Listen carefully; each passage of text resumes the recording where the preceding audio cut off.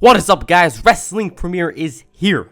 Okay, this one was pretty enjoyable. I don't know about you guys, but I personally enjoyed WWE in 2008.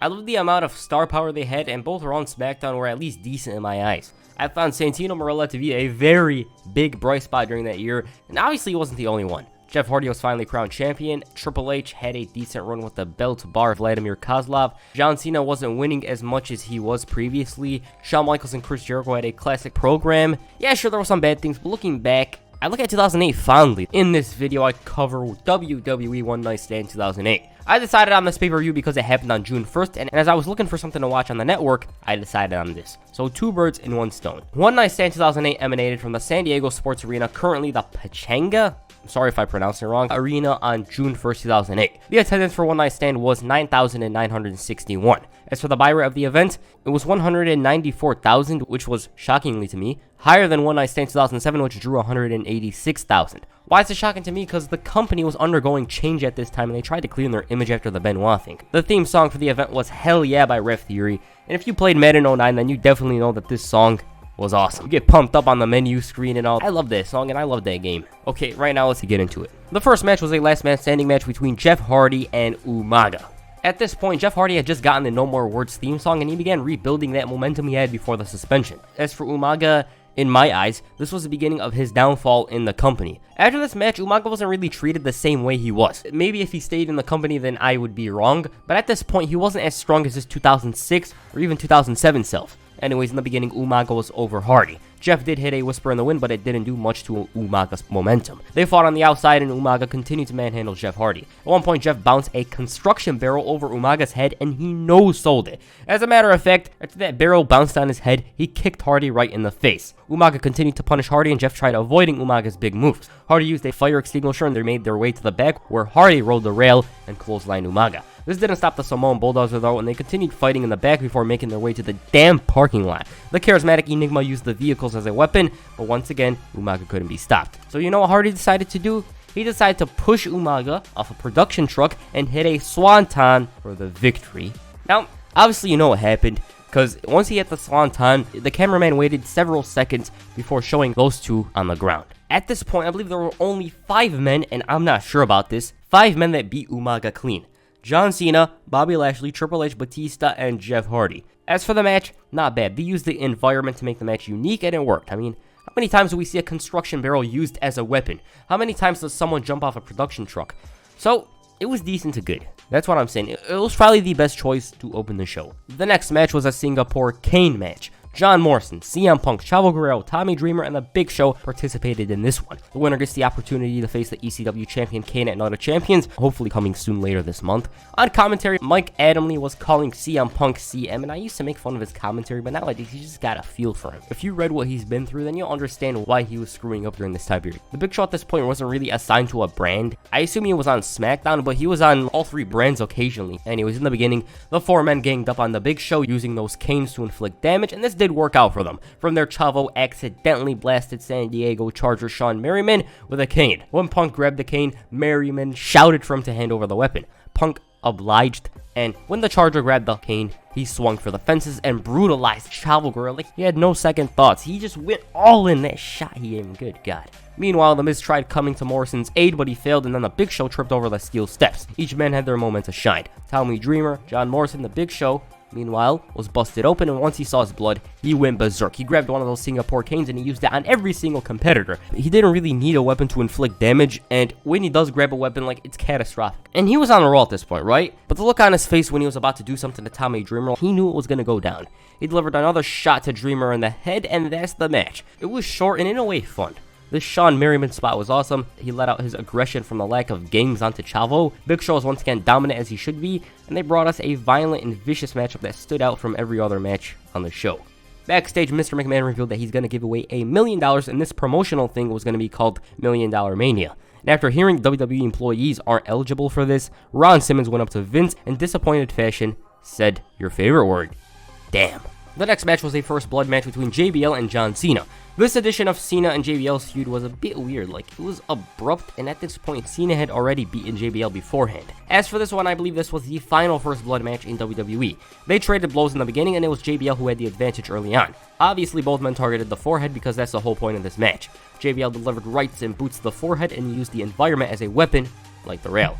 He used it as a cheese grater to rip Cena's skin off, and Cena meanwhile tried avoiding JBL's disastrous intentions. JBL used a microphone, and at this point Cena was going to bleed any second. John though fought back and he hit the 5-knuckle shuffle, and Cena wasn't exactly targeting the head like I said earlier. He was hitting moves to damage JBL's body, not specifically his head. Bradshaw though was throwing Cena off ring posts, booting him and punching him in the face, and after doing this for a while he used the steel steps. Cena moved out of the way and he escaped JBL's DAT. At this point JBL's head wasn't worked on at all, but then Cena used a mic to blast him in the head. John Cena this time around actually targeted the head. He tried using a steel chair, but JBL blocked the shot and threw Cena headfirst into the exposed turnbuckle. JBL thought he won, but Cena rebounded by delivering a face buster to Bradshaw on a chair. Since he was struggling, JBL brought out a chain from under his towel. He successfully hit the first shot in Cena's abdomen, but he bounced back with an FU. Cena though was hurting and he was on the verge of suffering internal bleeding. He was pushed into the ropes and he was stuck there, so JBL brought out a bullwhip. Like, that is one of the most obscure weapons in modern wrestling. Cena though low blow JBL and grabbed the chain to lock him in the STFU. JBL suffered internal bleeding and Cena was victorious. This match, it wasn't good, but it was decent, I guess. Grab the WrestleMania 21 match and grab their I Quit match, and it's right in the middle. That's what I'm trying to say. Obviously, they went on to have a much more entertaining match the following month at the Bash, but that's for another time. So yeah, like I said, this match, decent. Might really not enjoy it that much, but JBL's performance was pretty good. Backstage, Randy Orton tried convincing Batista to be on his side if he gets dragged to Raw. The Animal walked away, and that was basically his answer. No. The next match was an I Quit match between Beth Phoenix and Melina. At this point, Melina had just began her first face run. A paparazzi guy tripped during her entrance, and I just had to mention it. As for the match in the beginning, Phoenix tried to bully Melina, but she wasn't having it. She went straight to the guillotine, but then she ran straight into a backbreaker. Melina utilized a couple of holds, and as for Beth Phoenix, she was a bit rough, going for some brutal moves, not holds. Poor Melina was going to get her back cracked at this point, and Phoenix tried out an arm lock. She was just dominating at this point, but Melina was able to withstand this punishment and begin her comeback. Now it was Beth Phoenix who was struggling to adapt. Melina went for a tilted world armbar before switching to the cross arm breaker. As for Phoenix, she used her strength to lift Melina and slam her down to the mat. Phoenix had a glam slam before locking her in a hold. Melina's body was going to be split in half, and Phoenix refused to let go, and in the end, she was victorious. Now, if you were watching at this point, the Divas were eye candy, right? But when they could wrestle, everyone was into it. During this time period after Trish and Lita, it was rare to find a good Divas match, and this one was just that. A good Divas match. It was an awesome performance by both women. Backstage, John Cena and Mickie James were speaking to one another. I remember during this time period, they showed both individuals backstage occasionally, and in real life, they were kind of with each other at this point. That might be a video in itself if you know the whole story, but let's focus on the event. Cena and Mickie spoke about submission moves to end this segment, that's all. Mike Adamle interrupted for a bit, and then he just left, and it was just filler, I guess? Not sure, although, well, who knows, maybe it probably would have led to something. The next match was a stretcher match between Shawn Michaels and Batista. This story was amazing. Batista was whining, "You retired Ric Flair," while Shawn was just trying to do the right thing. I mean, Ric Flair said that if he can't compete with the best, then he doesn't deserve to wrestle. As for Batista, not only was he pissed at HBK for retiring Ric Flair, but he was also pissed at Shawn Michaels for feigning a knee injury. I'll hopefully go into depth with that later this week or sometime, but as I was watching at the time, I didn't side with anyone. I don't think I gave a damn. No one was really a heel, and these two were some of my favorites during this time. In the beginning, Michaels was a bit worried because Batista was fuming. HBK tried going straight after Batista, but that didn't work out for him. He struggled to adapt in the first seconds, but after a bit, it was Batista who failed to adapt to Michaels' game plan. Shawn used the stretcher as a weapon, and Batista bounced back with a powerbomb. Nope. HBK locked Batista in a chokehold, and he was looking to end this one early on, but the Animal battled out.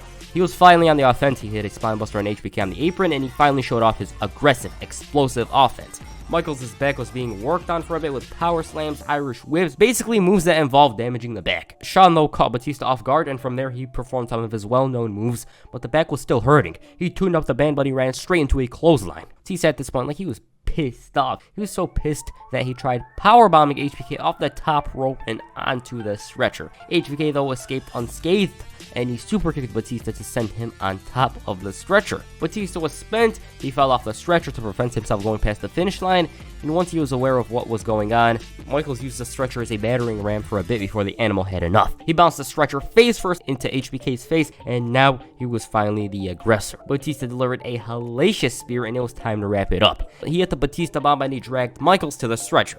Then all of a sudden, Y2J, Chris Jericho pulled away the stretcher and tried giving Michaels words of encouragement.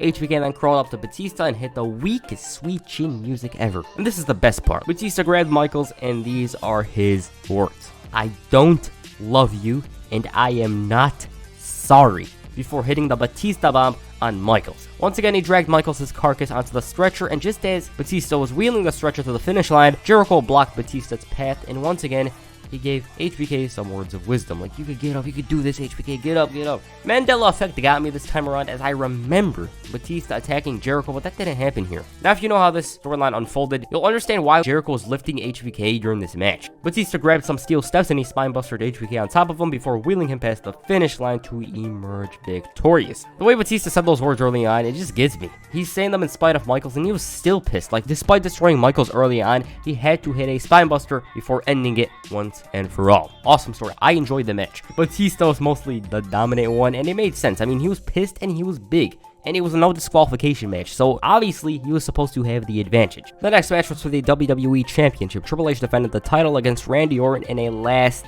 man standing match. This match is most famous for the ending. As for the match itself, forgettable.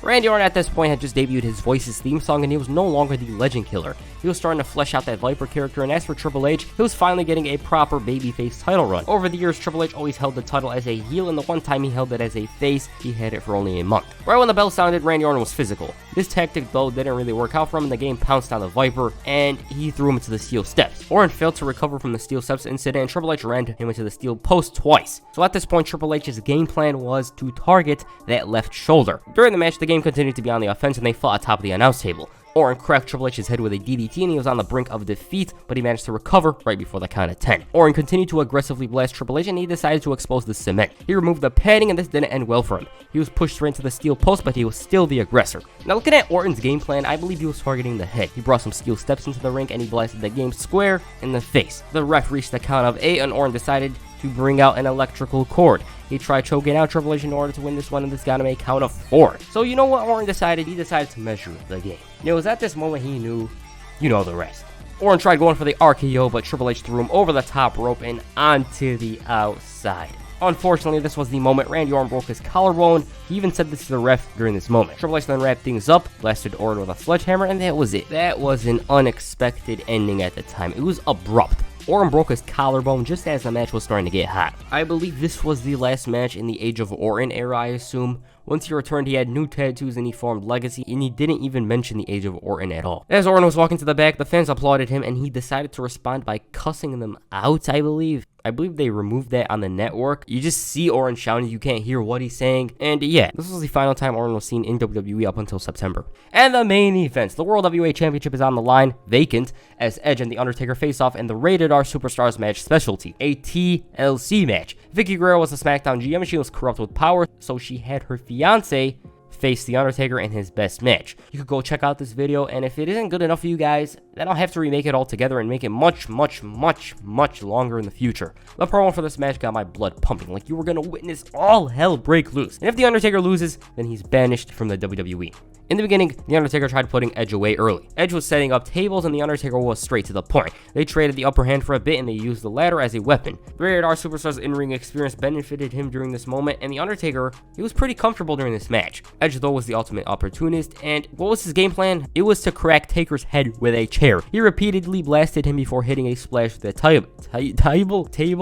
Edge tried willing his way to climb the ladder, but the dead man came back. But have no fear. He hit the spear, and he delivered a modified version of the concerto. He reverted to the chair tactic, and it was working well for him. Once he tried wrapping it up, The Undertaker from out of nowhere began his comeback. Despite the leg hurting, The Undertaker chokeslammed Edge onto a ladder, and he tried climbing up the ladder, but Kurt Hawkins and Zack Ryder decided to interfere. They tried sending Taker through 2 tables, but they failed in their efforts, and they were absolutely brutalized. poor men. They just came to save their best friend. Edge then slid in and he speared The Undertaker off the apron and onto the barricade. He decided to finally climb the ladder to achieve championship glory, but he was brought back to Earth after The Undertaker performed the last ride through 2 tables. The dead man climbed the ladder with an injured knee, and this time it was Bam Neely and Chavo Guerrero who interfered. The fans were loudly chanting, "You suck," and The Undertaker ducked their concerto and connected with 2 brutal chair shots to both men. The Undertaker climbed the ladder, and just as he reached the top, Edge, the Snake, the ultimate opportunist for out of nowhere, pushed Taker up the 20-foot ladder onto 2 tables, and it was at this moment everyone in the arena knew that Edge had it won. Edge unhooked the belt, which meant The Undertaker was gone from WWE, and he's a 5-time champion. Vicky Guerrero then came out and La Familia were celebrating, and look at that picture, worth 1,000 words. As for The Undertaker, his career in WWE is over. Now I assume he's going to TNA Ring of Honor, where he'll face the likes of AJ Styles and Bryan Danielson. Oh, who am I kidding? Was there anyone who believed The Undertaker was gone? I mean, I did at the time, so if you were my age around this time period, then I assumed you believed it too. But if you weren't, this was painfully obviously not the case. As for the match, really awesome. Edge was wise. He wasn't trying to climb the ladder several times, and the only moments he climbed the ladder was when he neutralized The Undertaker. He knew what type of environment he was in, and he used it to his advantage. The Undertaker, though, was comfortable in this type of match, and he actually had the match won, but La Familia had ruined things. The spot, well, there weren't many, but the final spot was pretty brutal. I don't think there was every moment in the past where Taker was pushed off a ladder onto 2 tables like that. And yeah, that's One Night Stand 2008. In my opinion, I think 2008, for pay-per-views only, is up there with 2000 and 2001. I could only name one bad pay-per-view from 2008, and the rest were either decent to good. And that one pay-per-view, Survivor Series 2008. I thought it was an excellent year for pay-per-views, which is kind of weird because they just went PG. As for this pay-per-view, I really enjoyed watching it. There were different types of matches, and every match stood out from the other. TLC was different from the stretcher match was different from the Singapore Cane match. Everything was different, and that's what makes this event truly amazing. And that's it for this video. Make sure you hit a swanton bomb on the like button and perhaps a spear on the subscribe button. Peace. I'm out.